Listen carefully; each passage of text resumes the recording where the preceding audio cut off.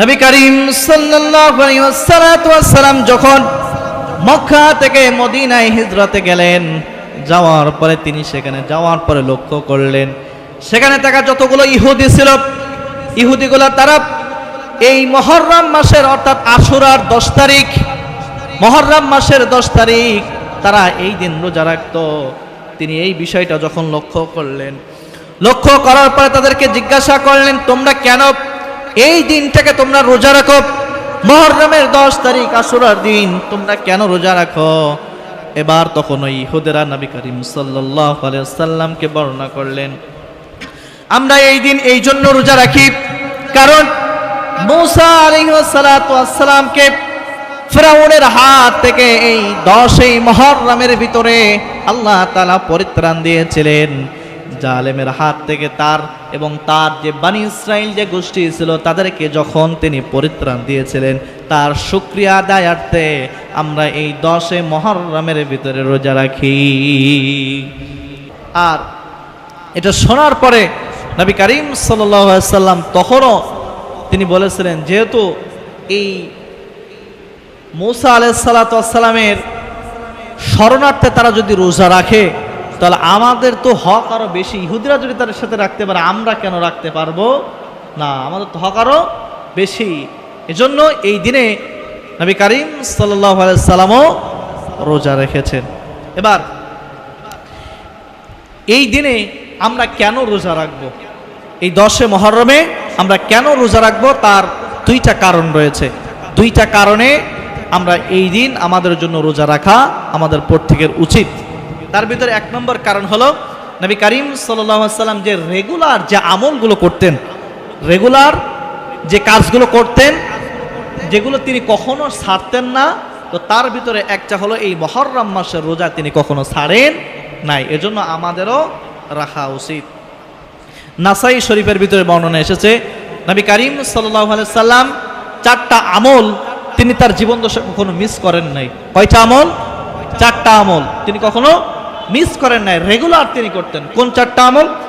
তার ভিতরে 1 নম্বর হলো আশুরার যে রোজা রয়েছে অর্থাৎ মুহররমের যে রোজা রয়েছে, এই রোজা তার জীবন দশায় তিনি কখনো মিস করেন নাই।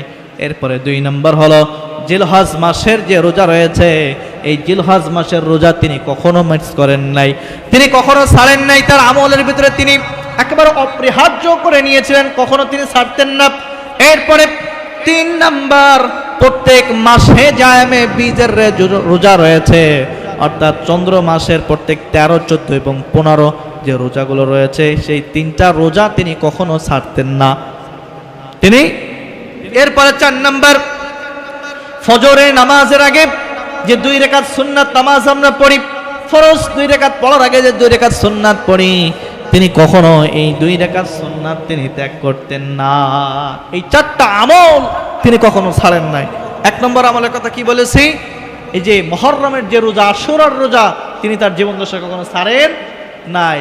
এরপরে 2 নম্বর, যে জিলহজ মাসের যে রোজা রয়েছে, এই জিলহজ মাসের রোজা তিনি কখনো ছাড়েন নাই। 3 নম্বরে যে প্রত্যেক মাসের আয়ামে বীজের চন্দ্র মাসের 13, 14, 15 যে রোজা আছে, সে রোজা তিনি কখনো ছাড়েন নাই। এরপরে 4 নম্বর এবং সর্বশেষ যেটা ফজরের 2 রাকাত সুন্নাত তিনি কখনো ছাড়েন নাই। কারণ ফজরের 2 রাকাত সুন্নাতের গুরুত্ব এত বেশি, এই দুনিয়া এবং আসমানের ভিতরে যা কিছু রয়েছে তার চাইতেও এই 2 রাকাত নামাজ বেশি দামি। সুবহানাল্লাহ বলেন। এজন্য এই 2 রাকাত নামাজ আপনারা চেষ্টা করবেন পড়ার জন্য। কখনো যতই ব্যস্ততা থাকুক কেউ মিস করবেন না। আরেকটা জিনিস চেষ্টা করবেন, নবী করিম সাল্লাল্লাহু আলাইহি ওয়াসাল্লাম এই ফজর 2 রাকাত সুন্নাত যখন পড়তেন প্রথম রাকাতে, তখন সূরা কাফিরুন পড়তেন, কুল ইয়া আইয়ুহাল কাফিরুন লা আ'বুদু মা তা'বুদুন, যে সূরাটা আছে না, এই সূরাটা তিনি পড়তেন প্রথম রাকাতে। এবং দ্বিতীয় রাকাতে যে ইখলাস আছে, কুল হুয়াল্লাহু আহাদ যে সূরাটা আছে, এটা দিয়ে তিনি এই 2 রাকাত নামাজ আদায় করতেন। আপনারাও চেষ্টা করবেন যাদের মুখস্থ আছে এই 2টা সূরা দিয়েই এই প্রত্যেক ফজরের যে সুন্নাত আছে 2 রাকাত, এটা আদায় করার জন্য। পারবেন তো ইনশাআল্লাহ? এবার আসুন, এই যে এর যে রোজা আছে, মুহররমের যে রোজা, আশুরার যে রোজা আছে, এই রোজা রাখলে আমাদের জন্য লাভ কি, আমাদের ফজিলত কি? জানার দরকার আছে না? কারণ যেহেতু রোজা যেহেতু আমাদের জন্য আল্লাহ তাআলা দিয়েছেন, কিছু পুরস্কারও কি দেবেন, তাই না? দেবেন আল্লাহ তাআলা? ফেরত দেবে একেবারে না। নবী করিম সাল্লাল্লাহু আলাইহি ওয়াসাল্লাম বলেছেন, যদি কোনো ব্যক্তি এই আশুরার রোজাটা রাখতে পারে, মুহররমের 10 তারিখ যে রোজা, এই রোজাটা যদি রাখতে পারে, আমি আশা করছি তার পূর্ববর্তী 1 বছরের জিন্দেগির গুনাহটা আল্লাহ তাআলা মাফ করে দিবে। সুবহানাল্লাহ বলেন। আপনি যদি এই মুহররমের রোজাটা রাখতে পারেন, আপনার পিছনের 1 বছরের যতগুলো গুনাহ রয়েছে সব গুনাহ খাতাগুলো আল্লাহ তাআলা মাফ করে দিবেন। শুধুমাত্র সগীরা গুনাহগুলো আল্লাহ তাআলা মাফ করে দিবেন, কিন্তু কবিরা গুনাহ যদি আপনি তওবা করতে পারেন, তাহলে আল্লাহ তাআলা আপনার সগীরা গুনার সাথে সাথে বড় যে গুনাহ কবিরা গুনাহ সেটাও আল্লাহ তাআলা মাফ করে দিবেন। সুবহানাল্লাহ।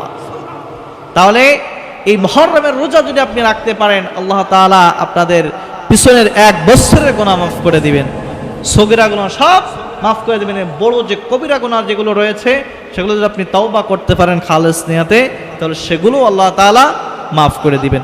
এবার আসুন, এই যে রোজা, আশুরার রোজা আমরা কয়টা রাখবো এবং কবে রাখবো জানার দরকার আছে না? তো ইহুদিরা রাখতো কয় তারিখে বলছি বলেন তো? হ্যাঁ, 10 তারিখ। মাশাআল্লাহ, 2-3 জনের মনে আছে, তার মানে এরা মনোযোগ দিয়ে শুনতেছে। তাহলে ইহুদিরা যখন 10 তারিখ রোজা রাখতো, তাহলে আমরাও যদি 10 তারিখ রাখি, তাহলে ইহুদির সাথে একটা সাদৃশ্য হয়ে যায় না? এই জন্য নবী করিম সাল্লাল্লাহু আলাইহি ওয়াসাল্লাম এই বিষয়টা যখন লক্ষ্য করলেন, লক্ষ্য করার পরে সাহাবা একরামদেরকে বললেন, শোনো, আমরা যে প্রত্যেক বছরের মুহররমের 10 তারিখ রোজা রাখি, আমরা এই 10 তারিখ আর রোজা রাখবো না। আমরা যদি এবার রোজা রাখতে চাই, নবী করিম সাল্লাল্লাহু আলাইহি ওয়াসাল্লাম তখন সাহাবা একরামদেরকে বললেন, শোনো, এই ইহুদির সাথে সাদৃশ্য করে আমরা রোজা রাখবো না। আমি তো প্রত্যেক বছর রোজা রাখি, আর আল্লাহ তাআলা যদি আমাকে হায়াতে বাঁচিয়ে রাখে, আগামী বছর আমি একটা নয়, আমি এই মুহররমের অর্থাৎ আশুরার রোজা 2টা রাখবো। কয়টা? 2টা রোজা রাখবো। সুতরাং এখান থেকে আপনার আমার শিক্ষা হলো, যেহেতু নবী করিম সাল্লাল্লাহু আলাইহি ওয়াসাল্লাম বলেছেন যে তাদের সাথে, ইহুদিদের সাথে সাদৃশ্য করে তোমরা কাজ করো না, 2টা রোজা রাখার কথা বলেছেন। এজন্য আপনার আমার উচিত যে এই দিনটাকে 2 দিন রোজা রাখা। এবার আপনার মনে হতে পারে 2 দিন, তাহলে কোন 2 দিন রোজা রাখবো? এই যে 10 মুহররম যেটা, আপনারা এই দিনটাকেই রাখবেন এবং এই দিনের সাথে হয় আগের একদিন রোজা রাখবেন, তা না হলে পরের একদিন রোজা রাখবেন। হয় আগের একদিন 9 বা 10, কিংবা 10 এবং 11, আপনারা এটাই চেষ্টা করবেন। একটা রোজা আপনারা রাখবেন না। আপনার ইহুদির সাথে সাদৃশ্য না করে আপনারা কি করবেন? 2টা রোজা রাখবেন মুহররমের। রাখলে লাভের কথা কি বলেছি বলেন তো? 1 বছরের গুনাহ আল্লাহ তাআলা মাফ করে দিবেন। তাহলে এত বড় ফজিলাত আমাদের প্রত্যেকের নেওয়ার দরকার আছে না নাই? আছে না? তাহলে এই মুহররমের রোজা আমরা প্রত্যেকে রাখতে পারবো তো ইনশাআল্লাহ? ইনশাআল্লাহ। কারণ এর ফজিলত অনেক। এই 10 তারিখ, এই 10 মুহররম, এটা কিন্তু শুধুমাত্র এই কারবালার কারণে কিন্তু বিখ্যাত না। কারণ এই 10 মুহররম বিখ্যাত কিন্তু কারবালা হওয়ার অনেক বছর আগ থেকে। এই যে আপনার ঘটনাটা বললাম, আশুরার প্রকৃত ইতিহাস, এতক্ষণ যেটা বলতেছিলাম যে কি জন্য এই রোজার বিধানটা দিয়েছিল, আশুরা কি জন্য এসেছিল। আশুরা অর্থ কিন্তু 10, আশুরা আশারা থেকে এসেছে, আশার অর্থ 10। তাহলে এই আশুরার যে প্রকৃত ইতিহাস আমরা জানলাম। তবে এই দিনকে কেন্দ্র করে অনেক ঘটনা বর্ণিত আছে, কিন্তু সবচাইতে সহিহ বর্ণনায় যে 2টা ঘটনা পাওয়া যায়, একটা হলো এই মূসা আলাইহিস সালামকে আল্লাহ তাআলা ফিরআউনের হাত থেকে রক্ষা করেছিলেন এই দিনে। আর 2 নম্বর যে বিষয়টা হয় সেটা হলো যেটাকে কারবালা বলা হয়, ইমাম হুসাইন রাদিয়াল্লাহু আনহুকে এই দিনে শহীদ করা হয়েছিল। আমরা আজকের জুমায় এই 2টা ঘটনার একটা ঘটনা জেনেছি, এবং এই আশুরার প্রকৃত ইতিহাস, এবং এই মুহররম মাস যেহেতু এসেছে, এই মুহররম মাসের কি মর্যাদা রয়েছে, কি ফজিলত রয়েছে, কেন আল্লাহ তাআলা এই মুহররম মাসকে সম্মানিত করেছেন, সেটা আমরা জেনেছি। সুতরাং এই মুহররম মাস যেহেতু এত গুরুত্বপূর্ণ, আমাদেরও উচিত এই মাসকে আমাদের প্রত্যেকের কাজে লাগানো। এজন্য কাজে লাগানোর জন্য আমরা চেষ্টা করব, প্রথম যে কাজটা করব আমরা এই মাসে এই যে 9 এবং 10 কিংবা 10 এবং 11 এই দুইটা রোজা অবশ্যই রাখবো। প্রথমত আমরা কি করব? রোজা রাখবো।